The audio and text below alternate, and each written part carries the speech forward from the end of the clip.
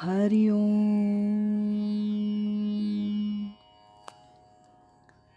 पूजनीय स्वामी भक्त डॉक्टर सुषमाताई वाटवे यांनी लिहिलेल्या स्पर्श परिसाचा या ग्रंथमालिकेतील पहिल्या भागाचं वाचन आपण ऐकत आहोत. आज यातील प्रकरण पहिलं, लोहो परिसेसी लागला, याचा 7वा भाग ऐकूया. आमच्या घराजवळ एका साधकाच्या घरी दत्तनाम सप्ताह होता. त्याचा शुभारंभ स्वामींच्या हस्ते होणार होता. त्यासाठी स्वामी आणि सौ सरलाताई सकाळी तिकडे जाण्यासाठी निघाले. माझ्या विनंतीवरून जाताना ते माझ्या घरी आले. त्या दोघांच्या चरणांवर मी मस्तक ठेवलं आणि माझं अंतःकरण भरून आलं. डोळे पाझरू लागले. मला हा अनुभव नवीन होता. स्वामींनी माझ्या मस्तकावर आपला हात ठेवला आणि अत्यंत मृदू स्वरात म्हटलं, आता कसली चिंता करायची, सर्व चिंता आता संपल्या, आनंदात राहायचं. सौ सरलाताईंनी माऊलीच्या मायेनं मला जवळ घेतलं. माझ्या पाठीवरून मोठ्या प्रेमानं हात फिरवला. मला खूपच गदगदून आलं. मला शांत करायला दोघांना प्रयास पडले. काय होतंय ते मलाही कळेना, पण काहीतरी वेगळं सामर्थ्य त्या स्पर्शात होतं. ते दोघं कार्यक्रमाला गेले. सर्व मंडळी त्यांची वाट पाहत होती. मीही नंतर गेले. श्री दत्तात्रेयांची पूजा करून स्वामी डोळे मिटून नाम सांगायला बसले. जय जय दत्तराज महाराज, जय जय गुरुराज महाराज, स्वामी सांगत इतर मंडळी म्हणत. 5 मिनिटात सर्व मंडळी त्या नामात रंगून गेली. एकाएकी स्वामी नाम घ्यायचे थांबले आणि ध्यानमग्न झाले. त्यांचा चेहरा पालटला. इतर मंडळी आश्चर्यानं स्वामींकडे पाहत मुखानं नाम घेत राहिली. संतांची अशी ध्यानमग्न स्थिती सहसा कुणाला पाहायला मिळत नाही. काही वेळानं स्वामी ध्यानातून उठले. सर्वांचे नमस्कार स्वीकारून प्रसाद ग्रहण करून स्वामी सरलाताईंसह घरी गेले. रात्री प्रवचनाच्या पूर्वी स्वामी म्हणाले, सकाळचा कार्यक्रम छान झाला. जी मंडळी सकाळी प्रवचनाला हजर होती त्यांनी संमतीदर्शक मान हलवली. पण एक प्रौढ श्रोते, गेली 5-7 वर्ष स्वामींकडे नित्य येणारे, थोडे तापट स्वभावाचे, एकदम म्हणाले, हो पण उशिरा सुरू झाला, ठरलेल्या वेळेवर नाही. वाटेत एका ठिकाणी जायचं होतं, तिथं वेळ लागला. स्वामी नेहमीप्रमाणे मृदू स्वरात म्हणाले. सर्वांचं त्या संवादाकडे लक्ष होतंच. ते गृहस्थ वरवर हसून पण थोडे उपरोधिक स्वरात म्हणाले, ते खरं, पण असं म्हटलं आहे ना की शाळेशी जाताना मुलांनी वाटेत. सर्व मंडळी एकदम चपापली. स्वामी गप्प झाले. मला खूप वाईट वाटलं. प्रत्येकाची प्रतिक्रिया भिन्न भिन्न होती.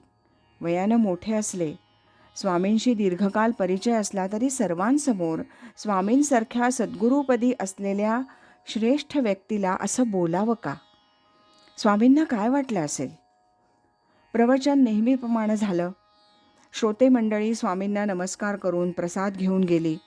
कोणीच काही बोललं नाही. पण कुणालाच त्यांचं ते बोलणं आवडलं नाही. त्या व्यक्तीला तरी आपली चूक कळून आली की नाही कुणास ठाऊक. मी शेवटी नमस्कार केला आणि स्वामींना म्हटलं, माझ्यामुळे तुम्हाला असं बोलणं ऐकून घ्यावं लागलं. स्वामी म्हणाले, जाऊ दे, आपण वाईट वाटून घ्यायचं नाही. त्यांचीही चूक नाही. संत कुणासाठी काय करत असतात हे इतरांना कळत नाही, म्हणून ते असं बोलतात. आम्हाला याची सवय आहे. तुम्ही मनाला लावून घेऊ नका. माझ्या आयुष्यात मात्र तो भाग्याचा दिवस ठरला. पुढे काही दिवसांनी मी स्वामींना म्हटलं, त्या दिवसापासून माझ्या अंतरात काहीतरी विलक्षण बदल घडून येतो आहे, असं वाटतंय. स्वामी नुसतेच हसले. 1974 भाऊबीजेच्या आदल्या दिवशी स्वामींनी विचारलं, तुमचे बंधू कुठे असतात? तिकडे बऱ्याच दूर राहतात. माझे डोळे चटकन भरून आले. यापूर्वी माझ्या डोळ्यांना सहसा कधी पाणी येत नसे. परिस्थितीशी झगडताना अश्रू सुकून गेले होते. पण सौ सरलाताई आणि स्वामींची भेट झाल्यापासून कठोर अंतःकरण पाझरू लागलं होतं. त्यांचा मायेचा एखादा शब्द जरी कानावर पडला तरी डोळे भरून येत. आजही तसंच झालं. स्वामी चटकन म्हणाले, मी तुमचा गुरुबंधू नाही का? तुम्ही उद्या या ओवाळायला. त्याप्रमाणे भाऊबीजेच्या दिवशी मी गेले. ओवाळणं झाल्यावर ते म्हणाले, इथे बसा.